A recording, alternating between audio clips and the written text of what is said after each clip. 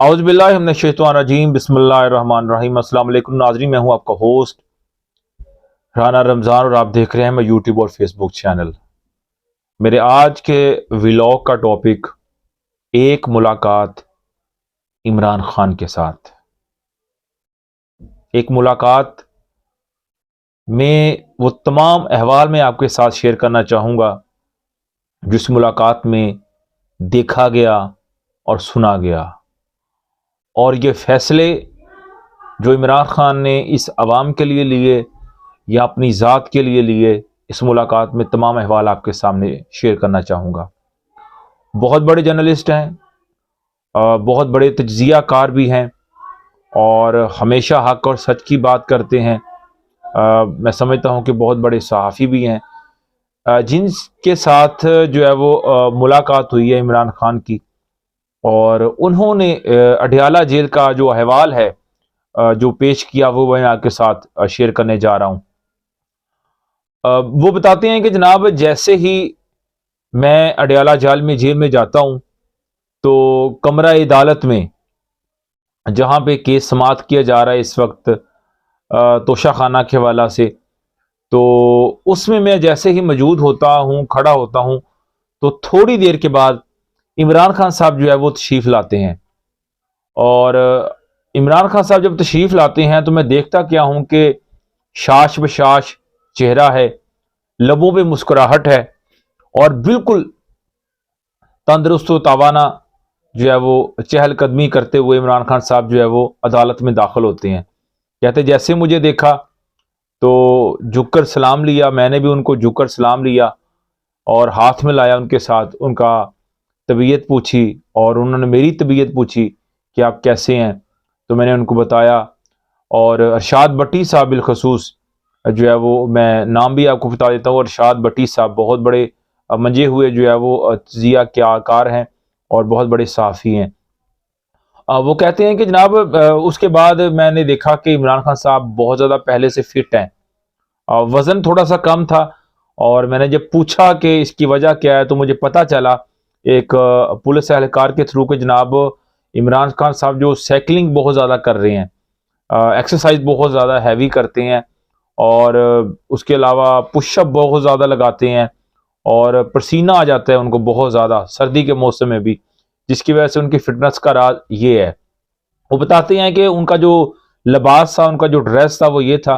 कि एक उन्होंने शर्ट पहनी हुई थी, नीचे ऊपर ब्लैक कलर की जैकेट पहनी हुई थी, और सर के ऊपर जो था वो चित्राली हेड पहनी हुई थी, चित्राली टोपी पहनी हुई थी, और ट्राउजर और नीचे जॉगर पहने हुए थे इमरान खान साहब ने, जो कि वो मोस्टली ड्रेसिंग करते हैं सर्दियों में। और उसके साथ साथ उन्होंने जो स्टेटमेंट दिए, जो बातचीत हुई, आप उस बात से अंदाजा लगा सकते हैं कि इमरान खान कितना मजबूत है इस वक्त। इस एक मुलाकात ने पाकिस्तानी पूरी कौम को एक हौसला भी दिया है और एक मैसेज भी दिया है। वो मैसेज क्या है, मैं सबसे पहले उस मैसेज की बात करना चाहूंगा। अरशाद भट्टी साहब कहते हैं कि मैंने ना इमरान खान साहब से एक बहुत हार्ड क्वेश्चन किया, बहुत हार्ड क्वेश्चन है ये, यकीनन आप भी जब सुनेंगे तो आपको अंदाजा हो जाएगा। उन्होंने कहा कि मैंने उनसे ये सवाल किया कि क्या कौमी असम्बली से इस्तीफे देना और सूबाई हुकूमतें तोड़ना, यानी पंजाब की हुकूमत खुद खत्म कर दी, असम्बलियां तोड़ दी, और केपीके की हुकूमत भी खुद आपने तोड़ दी, क्या ये आपका गलत फैसला नहीं था? तो इमरान खान साहब ने ये स्टेटमेंट दिया कि जनाब, मुझे जो मुसद्दका रिपोर्ट मिल रही थी वो ये थी कि अगर मैं इन असम्बलियों को ख़त्म ना करता तो किसी और ने इन असम्बलियों को ख़त्म कर देना था। और फिर उन्होंने एग्जाम्पल भी दी। उन्होंने कहा कि जैसा कि आपको पता है, जैसे आज़ाद कश्मीर की हुकूमत ख़त्म की गई और उसके बाद जैसे गिलगित बल्तिस्तान की हुकूमत ख़त्म की गई, इसी तरह पंजाब की और केपीके की हुकूमत जो है वो ख़त्म कर देनी थी ताकतवरों ने। ताकतवर कौन है, आप अच्छी तरह समझ सकते हैं। उसके बाद उन्होंने कहा कि जितना बड़ा इम्तिहान होता है, जितनी बड़ी आजमाइश होती है, और उतना ही बड़ा जो है वो इंसान का मोटिव होता है, उतना ही बड़ा ख्वाब होता है। उन्होंने कहा है कि बड़े ख्वाब के लिए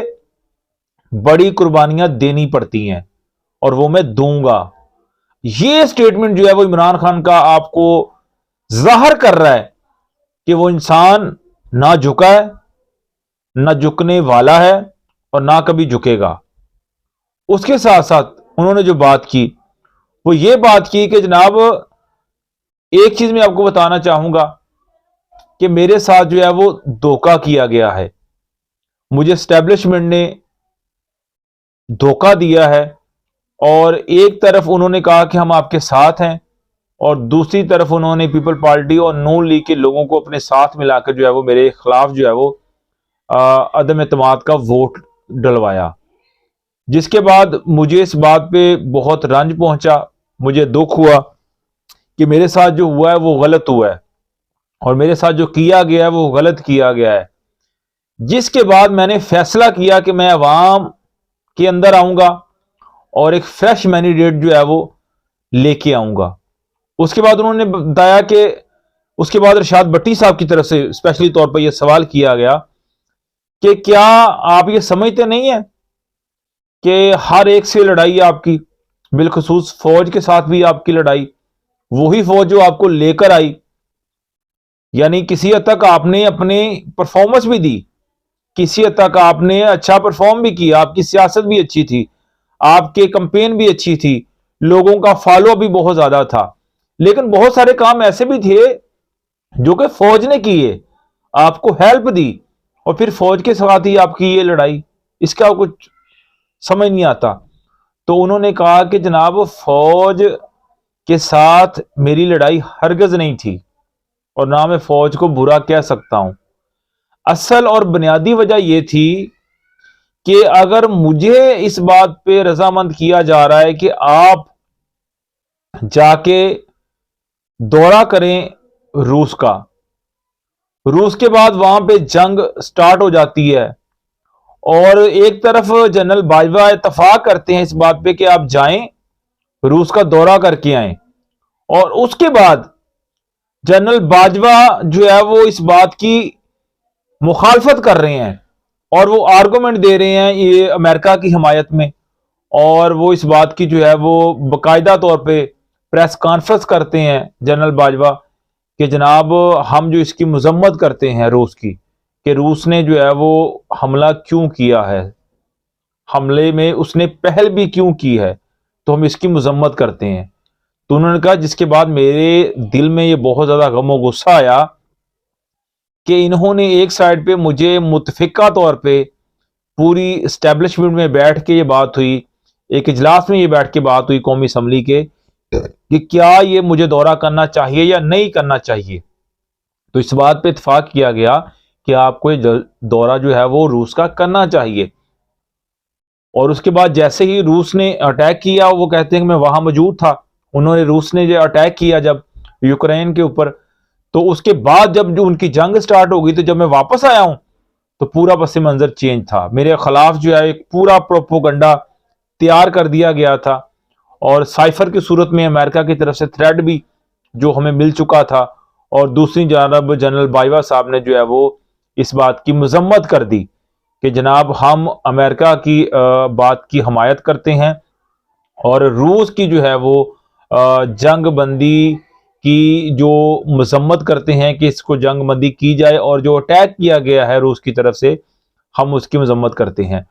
तो जिसकी वजह से वो कहते हैं, जिसके बाद जो मुझे इस बात का गम गुस्सा था और मेरे दिल में रंज पहुंचा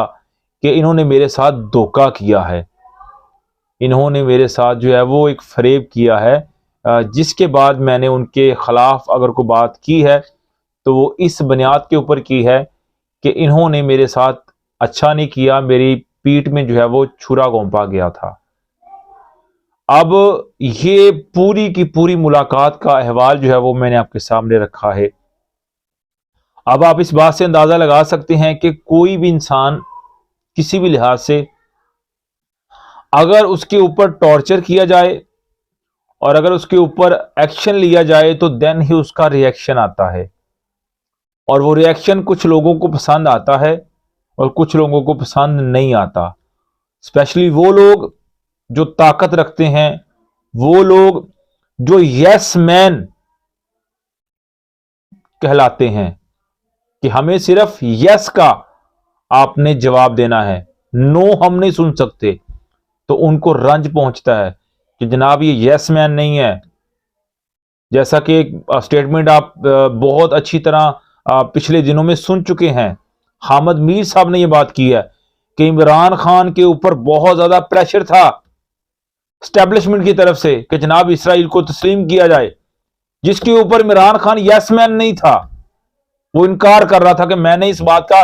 किसी भी सूरत इकरार नहीं करना कि जनाब मैं तस्लीम करूंगा इसराइल को। ये वाजिया पैगाम था इमरान खान का। और वो कहते हैं बहुत सारे ऐसे भी मामला आते थे जिसपे वो कहते थे कि जनाब मैं आपकी हमायत नहीं करूंगा। जनरल बाजवा साहब अगर कोई फेवर मांगते थे तो इमरान खान साहब कहते थे मैं आपकी फेवर नहीं करूंगा जनाब, ये गलत है। तो जिसकी बुनियाद के ऊपर इख्तलाफात बढ़े, जिसकी बुनियाद के ऊपर जो अदम एतमाद भी आया, तो उसमें जो है वो बहुत सारे लोगों की इन्वॉल्वमेंट भी निकल कर सामने आई। तो नाज़रीन, आज के व्लॉग के लिए इतना ही। अपना ख्याल रखिएगा और अपने चैनल का भी।